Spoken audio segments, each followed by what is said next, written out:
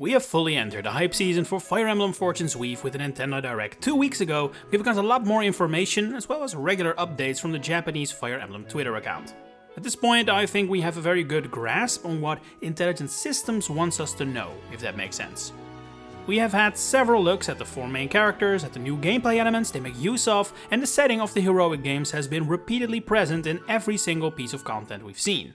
But of course, there is still a lot we don't know, it wouldn't be good if there wasn't. And today, I want to do some theory crafting about what exactly Fortune's Weave is hiding from us. And it all revolves around what I mentioned just now, the heroic games. Because while the event itself is not that much of a mystery, it's a gladiator-style tournament between various teams that all want to win to make their grand wish come true, I do suspect we are being misled a little here. If you're someone who just casually watches the Nintendo Directs, maybe hyped for Zelda or Mario or whatever, and you see Fortune's Weave pop up for the second time, you can be forgiven for thinking this is some sort of gladiator game. That's how much focus has been put on the heroic games and the Roman inspirations the game draws from. And of course that will be present, this isn't false advertising, but I do think the game is heavily overselling how big of a part of the game the heroic games, or I suppose the heroic games arc, actually is. Take a look at this screenshot found on the official website. Take it from someone who has watched both trailers a million times. It's not from those, it's new in that regard, revealing a bulletin board, which also wasn't in the trailers, but most importantly for right now, look at the date and the mission. Kai's equivalent of the end of the month chapter is Fight in the Third Qualifier, which strongly suggests that the heroic games haven't actually started yet at this point. And when I say this point, I'm talking about the 9th day of the 6th month, June.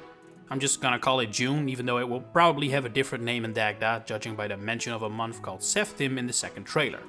Either way, this third qualifying round is probably, as the name suggests, the third battle linked to the heroic games, which would as such mean that the game itself presumably starts in May at the latest. That is an assumption, there are definitely reasons to think of why Kai would first enroll in the third qualifier, or perhaps we do 2 qualifying rounds in 1 month, or maybe there are chapters before the qualifiers start, but at least we do know the heroic games don't work with numbers running down.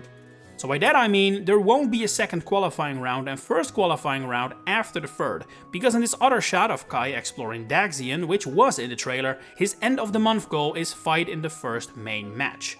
And this time, the month is the 7th, July, so after we presumably win the third qualifying round, we are officially entering the heroic games.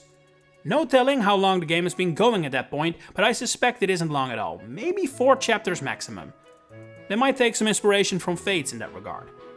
Do note, however, that in this shot, the deadline for doing this first official match is actually not the first day of the next month, so August, but actually the first day of the 9th month, so September.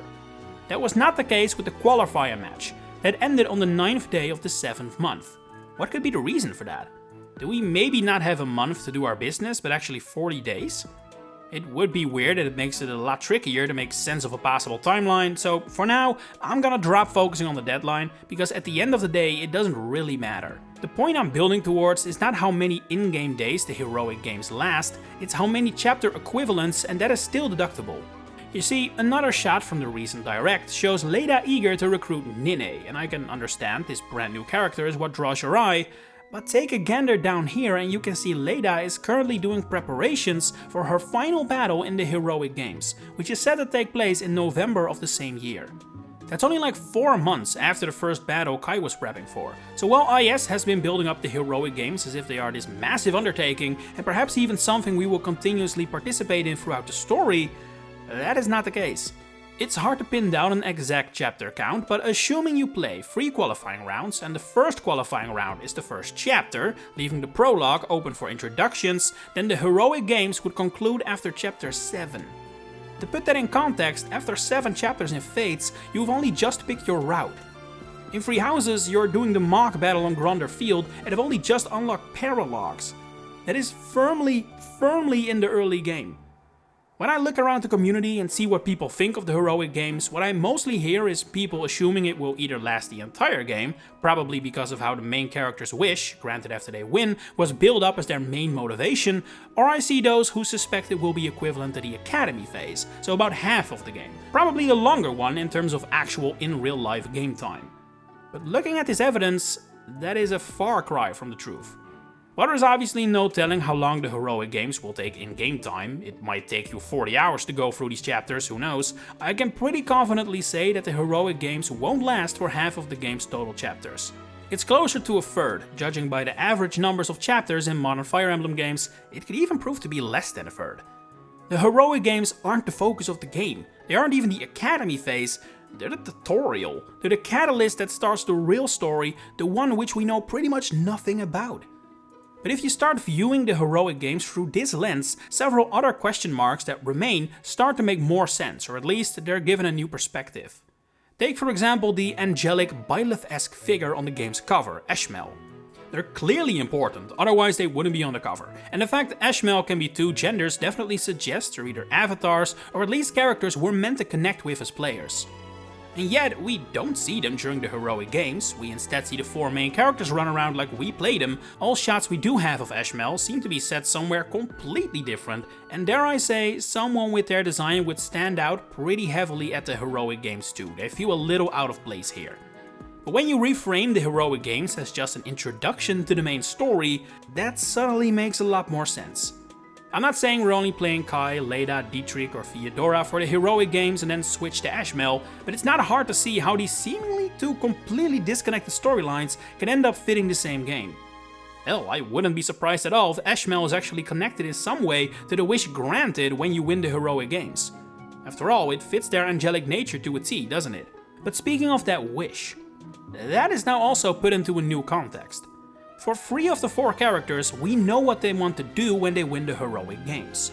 Kai wants to use it to free his imprisoned father, Leda seeks for revenge above everything, Theodora wants something that is gonna greatly improve the life of her people, and Dietrich, well, he just wants to fight strong opponents, so I guess participating is his wish granted. But like I said, the first reveal of the game made it appear as if this was their big motivation. All game we will be chasing the killer of what is presumably Leda's parents. All game we would be helping Kai free his father, but that isn't the case at all. There is a very good chance that these storylines get resolved after like 8 chapters, before then giving our heroes brand new motivations to go along with it. It would also explain why Dietrich having no clear motivation is not a problem. The motivation for the characters isn't necessarily what drives them for their entire journey, it's what drives them to join the heroic games, which is the catalyst for the real story. And when that starts, I guarantee you Dietrich will get a clear and obvious motivation that will remain present for the rest of the game. But also think about what that may do to our other characters. There has been a lot of talk about Kai, for example, about his strange powers, the symbol on his hand, and how his eye color changes from gold to red at some point, possibly permanently. While we definitely know far too little about that to say anything specific, I do think we can all agree this big moment for him happens early on in the game, right? We can tell from his blaze arts that the symbol on his hand is what causes him to be able to do this, and since the other 3 characters use their innate powers, or their loot in Leda's case, I see no reason to keep you away from using the blaze arts for much longer than a few chapters at most. That surely applies to Kai too, meaning he will probably awaken to these powers very early on. And while I'm definitely not saying that moment is at the end of the heroic games, after all we see him and the other characters use their blaze arts in the heroic games, it does mean that the end of the tournament is not too long after his powers have been awakened. Meaning that by the time a new storyline kicks off afterwards, Kai's powers are still largely a mystery and he definitely hasn't fully mastered them and learned everything about them. And that obviously leaves a lot of potential for Kai's powers to become an important part of the story, and probably the much grander narrative than simply let's win a tournament. It's logical stuff, but it is vague of course, I get that, but I do think very few people who are out there getting their theory crafting on are working under the basis that the heroic games could actually end up being a slightly longer tutorial, rather than a big part of the actual story. It changes the way you look at the game completely.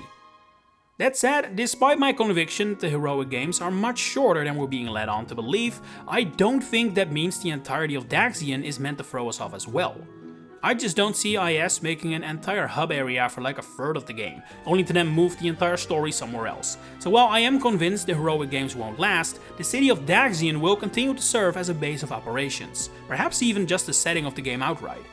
Another point of evidence for this is the world map, which has Daxian right there in the center as the place where it all comes back to. And looking at how many things there are to do here, and especially how far from Daxian you can reach, I can't imagine we're expected to be able to hit that after only like 8 chapters.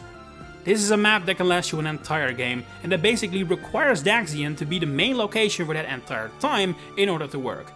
Of course, here too there are ways to change that, if IS would feel inclined. Just look at how the Black Eagles route handles Garreg Mach Monastery, but I think those methods are much less likely than Daxian remaining our hub. And finally, perhaps you may think I sound convincing, or maybe you don't like the idea of the heroic games that much and are hoping I am right, so that there is much more to the game than just that, but still find it hard to believe that IS would go so hard in marketing a story arc of the game that is basically just an introduction. And to that I say, go back and rewatch the Free Houses trailers. Free Houses got in total 3 truly big and relevant trailers. The first 2 make the game look as if it was entirely set at Garreg Mach. It focused only on the students, the school, Sophis, and of course some action of your units fighting bandits on their excursions. The second trailer showed Byleth for the first time, but didn't yet tell us anything about them, including the fact they were an avatar. And then came the third trailer and suddenly the game was completely different. It revealed a time skip, new designs for most characters that were clearly years later, it revealed the super important role of Byleth, and the reality that the students would not just be simple route exclusives, like they were version exclusive Pokemon, but also go to war with each other. It completely changed the way people viewed the game overnight, and I wouldn't be surprised if Nintendo still has a trailer with the same level of oomph left in the stash. A blowout on who Ashmel is, what role Sophis plays, and more importantly, revealing the truth about the heroic games. That is much shorter than they currently want you to think. But that is just what I think. Do you agree, or are you suspecting the heroic games will last much longer? Share it in the comments below. If you enjoyed this video, please consider giving it a like, subscribing, and if you're also interested in either the Pokemon or Mario series, you may want to check out my other channels, Pichupedia and Piantapedia. Links are in the description. For now, thanks for watching, and enjoy the rest of your day.